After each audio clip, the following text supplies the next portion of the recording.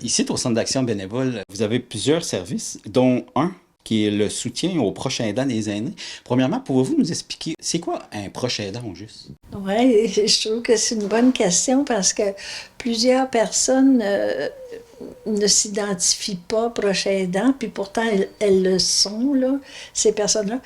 C'est que, bon, je pense que si on demande à chacun, chacune d'entre nous, on rend des services, on aide notre voisin, mais le proche aidant je dirais, un peu plus dédié à une personne qui est proche de lui. Supposons, ça peut être un ami, par exemple, mais souvent c'est frères, sœurs, conjoints, conjointes, père, mère. C'est souvent au niveau familial, mais ça peut être plus large que ça aussi.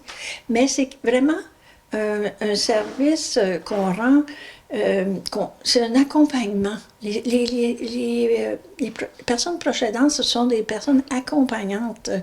Ils vont aller, oui, faire l'épicerie à la pharmacie, mais ils vont aider aussi aux soins, peut-être du coucher, aux soins. C'est vraiment très varié, c'est certain, parce que c'est pas tout le monde qui a les mêmes maladies ou les mêmes situations, mais ce sont toujours, les proches aidants sont toujours des personnes euh, qui sont proches de leur aider, puis qui leur rendent des services de toutes sortes. Puis souvent, ce qui arrive, on parle des maladies, des personnes qui sont malades, tout ça, mais on parle pas nécessairement des aidants. C'est-à-dire que je ne sais pas si vous êtes consciente que s'il n'y avait pas de proches aidants dans notre société, là, ben, ça serait beaucoup plus de monde à l'hôpital, beaucoup plus de monde gravement malade, dans le sens qu'il y a quelqu'un qui s'en occupe de ces personnes-là à la maison. D'ailleurs, j'entendais dernièrement le ministre de la Santé dire qu'il allait faire comme une expérience de l'hôpital à la maison. Mais c'est un peu ça. S'il n'y avait pas des proches aidants pour s'occuper de leurs proches qui sont malades, ben qu'est-ce qui arriverait? Ça serait la catastrophe parce que... Mais ces gens-là qui sont proches aidants, souvent, ils s'oublient.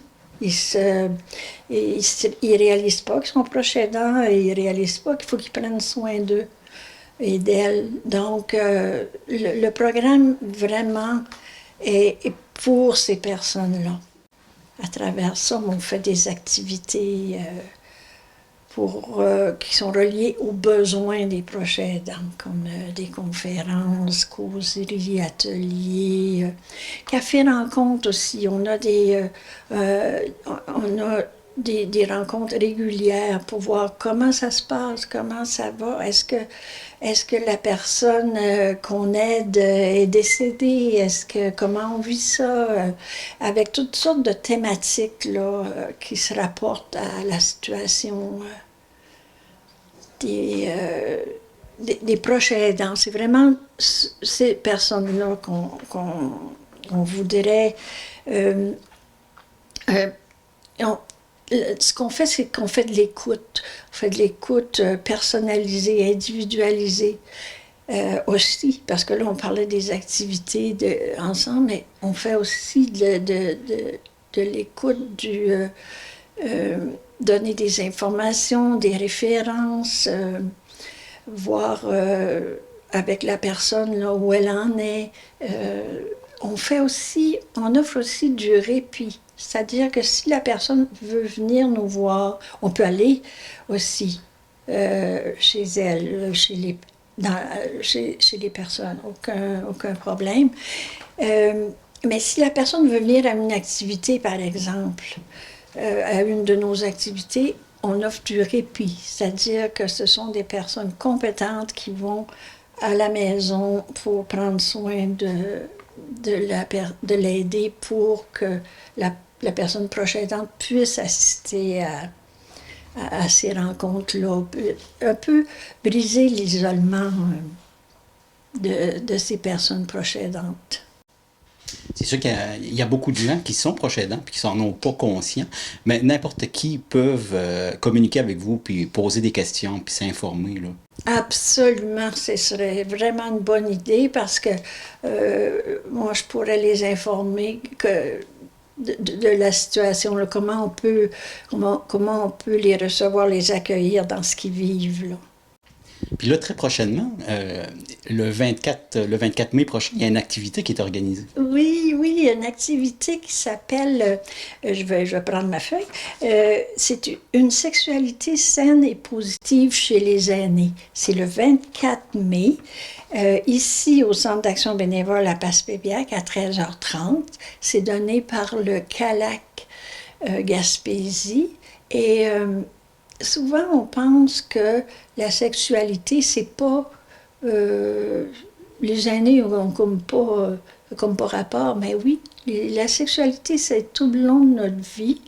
Puis, aussi, cet atelier-là vise à essayer de comprendre qu'il peut y avoir des violences sexuelles à tout âge aussi. C'est aussi pour aider à prévenir ce genre de choses-là. Fait que là, c'est une séance d'information puis d'échange. Les gens vont Oui, pouvoir oui, discuter. absolument, oui, c'est très important. Puis c'est un sujet qu'on n'aborde pas souvent. Puis c'est important. Puis, ah oui, ici, il y a le programme soutien aux proches aidants qui organise ça et aussi la travailleuse de proximité, Nakim Castillo. On offre ça conjointement, cet atelier-là, là. Là, les gens, faut-tu qu'ils réservent d'avance? Mais c'est-à-dire que les places sont limitées ici. Mais c'est mieux de s'inscrire si on sait qu'on va venir. C'est mieux. Mais si vous savez pas, puis vous êtes à la dernière minute, présentez-vous quand même. Il n'y a pas de problème.